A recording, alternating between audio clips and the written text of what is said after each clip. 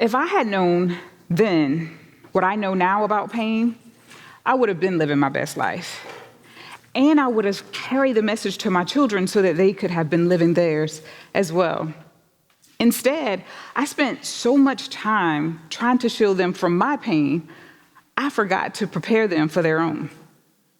And I don't know which hurts most, watching my young adult babies struggle as they come to learn for themselves that life sucks, or the childhood that I tried to protect them from. Nevertheless, I have come to learn one thing, and it brings me to this stage, and it is pain is the pathway to greatness. Here's how I came to learn the value of pain. I used to work on a psychiatric unit as a mental health therapist, and one morning after clocking in, I listened to the nurse's report on the patients who would attend my group. I learned that they were mostly depressed and suicidal, so I prepared a psychoeducational talk. I intended to throw in a few jokes, and we were going to be done in 30 minutes. But when I walked into that group room with my little handouts and clipboards and dry erase markers and looked at the downcast faces of the 20-something people seated around the tables, I knew it wasn't going to be a day for jokes.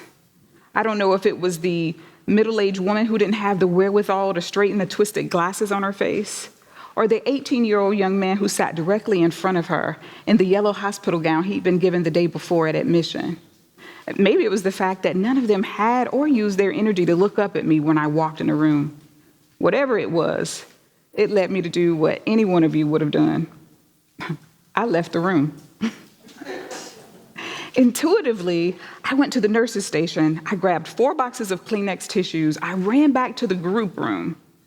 And while sliding those tissues across the table, I said to them, "You're not here depressed and suicidal because you don't know how to be happy. You're here depressed and suicidal because you don't know how to hurt. Today, I want to teach you how to hurt." Y'all, when I tell you that was the best group therapy session I have ever led in my entire life, I am not lying. Because not only did it change my patients' perceptions about pain, it also changed my own and the way that I do therapy. I could relate to those patients. I too was pain avoidant, and with good reason. I hit the foster care system at age 4. I had been adopted twice by the time I was 12, and by 17, I had endured not 1, but 2 parental child abductions. My biological mother was not going out without a fight. Do you hear me? But I had to ask myself, LaTonya, when did you become pain avoidant? Because don't y'all remember when we were younger and our parents let us get hurt? They would give us 1 warning and let us suffer the consequences. My grandmother used to say stuff like, "You can touch that hot stove and get burned if you want to. A hard head makes a soft behind." To this day, I have no idea what she meant, but by the sound of her voice, I knew if I touched that stove, I was going to be in trouble. But somewhere along the lines, we got the message that it wasn't okay to hurt. Those of us who are pain avoidant, we subscribe to messages like, "Never let them see you sweat. Be strong. And if it doesn't kill you, it will make you stronger." At this point in my life, I'm trying to figure out how strong I need to be and for what purpose. All of these sound like good mantras until you're hurting. Because when you're really hurting, the pain does feel like it's going to kill you. And so, to ease the pain, we learned to suck it up, Buttercup. Literally. We sucked up alcohol, drugs, weed, food, sex, whatever we could get our hands on or set our hands to. At one point, we had learned to dull our pain so well that the U.S. was nicknamed the Prozac Nation. So ditch the mantras. The truth is, we will never be able to live our best lives until we learn how to hurt. And we all hurt, because the way that life is situated, you just either came out of a hurtful situation, you're currently in one, or you're headed towards one. As a mental health therapist with over 25 years of clinical experience, I came prepared to tell y'all how y'all can get over your pain and live your best lives. But I was challenged to talk to you about how I overcame my own pain. And I almost canceled the talk because honestly, I didn't get over my pain. And I didn't need to once I learned how to hurt.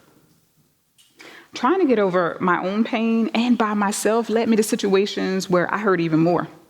It led me to places where I had to pull the tissue boxes out for myself and say, girl, if you don't stop trying to educate your way through this trauma or spiritual bypass this hurt, you're going to be here forever. One of my biggest tissue moments came when I was a resident in a battered women's shelter. I had a baby at my hip and I had one in my belly, and I forced myself to feel the fear, the shame, the embarrassment, the disbelief, the fear, and the anger, because I knew that if I felt that experience fully, I would never go back. I used to think that pain had warped me or tainted me, damaged me, made me different, and I walked around like something was wrong with me. But with the help of some amazing therapists and plenty strong blue drinks, I have come to learn that the opposite of that is true. And now pain feels like a superpower. Although I have learned to access plenty of gains by getting to know my pain, there are 3 that I want to share with you with hopes that those of you who are hurting will recognize these superpowers within yourselves. Firstly, pain makes me brilliant. Brilliant in the way that I shine and add depth into rooms when I walk into them. Brilliance in the way that I speak and I think and I experience and perceive things.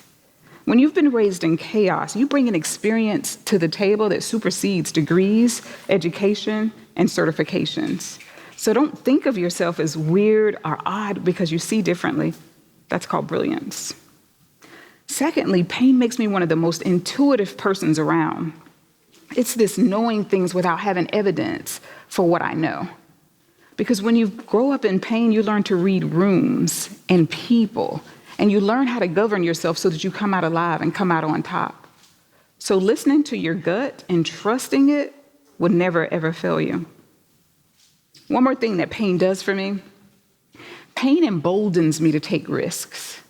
I'm one of the scaredest people I know, but I live in a perpetual loop of feeling like I have nothing to lose. When you've been raised in chaos, a heartbreak, a rejection, a dismissal, a pandemic is nothing compared to what you've already been through.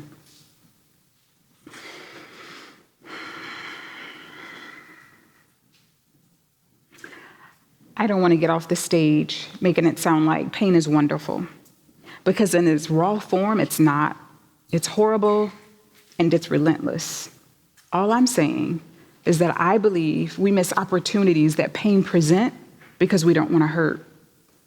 Another thing that I'm saying is I believe that the level of one's pain is indicative of the level of one's greatness. So don't give up, because the world with all of its pain and suffering needs you, it needs me, it needs our voices, our strength, our brilliance, and our greatness to counterbalance it. Thank you. Thank you.